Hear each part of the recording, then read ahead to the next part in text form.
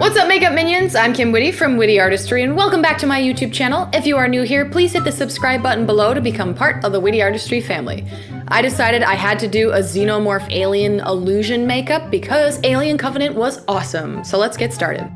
If you would like behind-the-scenes access and also special perks, feel free to support me on Patreon. Carefully following a reference image, I am using an eyebrow pencil just to map out sort of like the skeleton of the Xenomorph's body. And then I'm using gray wolf body paint, and I'm going to be going over the entire alien that I have drawn out. I also have an Instagram page if you guys are interested, but I am just outlining all of the sticks I have created with the eyebrow pencil. And now I'm sort of fleshing out what would be the Xenomorph's muscles. In order to do this, you kind of just gradually add more color over the stick in areas that would have a thicker muscle. So like the shoulder would be thicker and the thigh would be thicker than the stick. Create a long, thin wire for the tail, and then wipe off any mistakes. The Xenomorph's hands are really long, so I created like a triangle and added long spindles. They have 3 fingers? Yes, 3 fingers and then a thumb. Document your makeup progress. The process of adding gray is really just a layering game. You just want to add more and more layers till it looks thick enough, and then you're going to start creating the shadow. So using black wolf body paint, I am starting off by underlining all of the shapes that would cast a shadow. I'm just outlining all of the deep areas, his rib cage, his weird little hip bones, the outside of his tail, and the undersides of his arms and legs.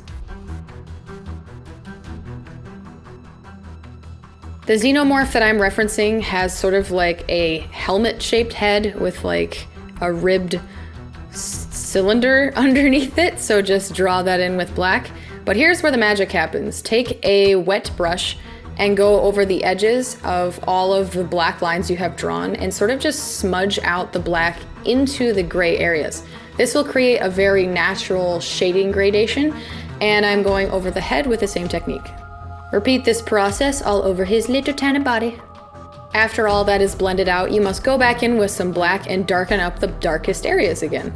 This is the underside of any of the limbs and also the ribby thingies in his head. Outline the jaw, and don't forget to go under his back spikes.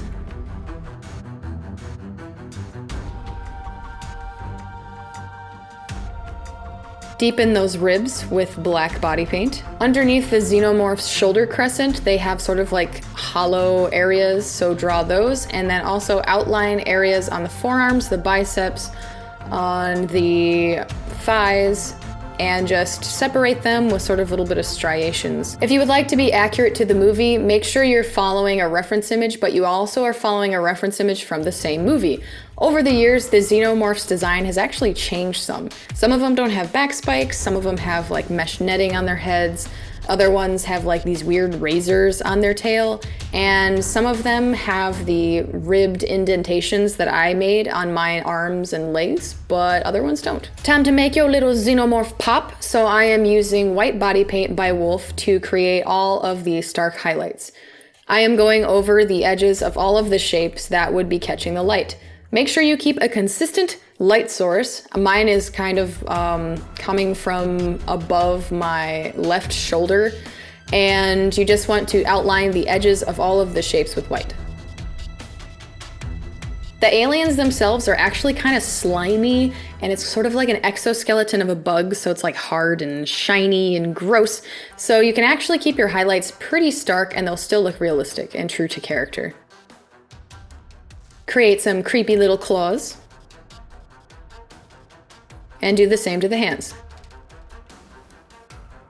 This is my favorite part because you get to add little tiny baby teeth to your little Xenomorph, and I just love it. So use white body paint and then outline it very carefully in black.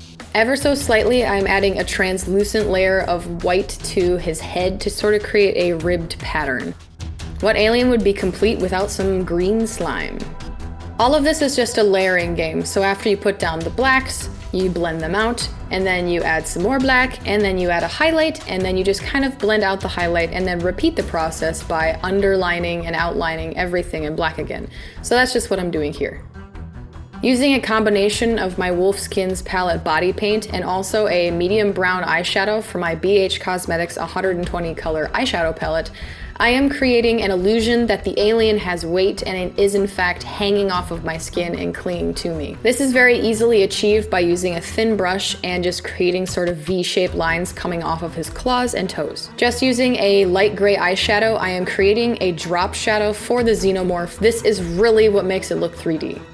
This part can be tricky though. I found it a little difficult to know where the shadows would come off of, but just keep this in mind that they're always going to reconnect to the parts that are touching your skin, and also the shadows will be darker at the parts touching your skin. To create an accurate drop shadow, I basically just looked at a picture of a lizard climbing in the sun. Just add your last couple highlights and you are done. Thank you all so much for watching this video. I really appreciate it. Feel free to subscribe to my YouTube channel for more videos like this, and don't forget to hit the little bell next to it so you don't miss any new videos. I hope you guys like this Alien Covenant inspired makeup tutorial. I had a lot of fun, and I will see you guys next Saturday.